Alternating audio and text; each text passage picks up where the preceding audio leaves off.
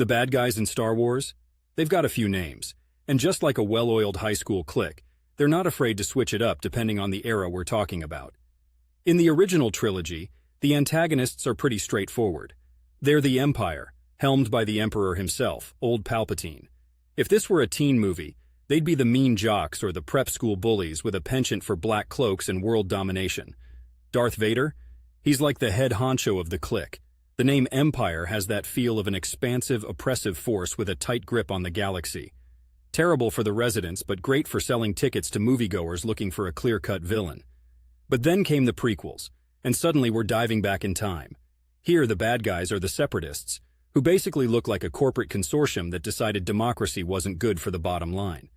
They're led by Count Dooku, who's got that suave, evil aristocrat vibe. You'll see an army of droids instead of stormtroopers, but let's not quibble over the henchmen. They're all pieces on the chessboard. Flash forward and the sequels throw us the First Order. Imagine this as the Empire's spiritual successor, about as friendly as a door-to-door salesman with a hidden agenda.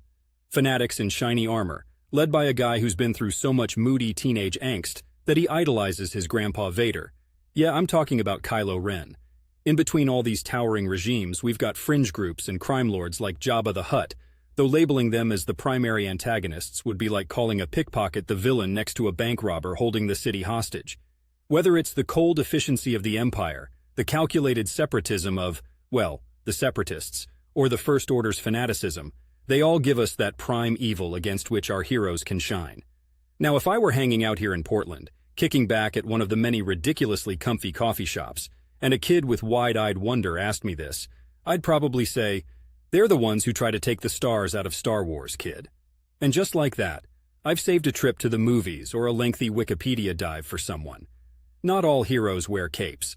Some just know their Star Wars lore.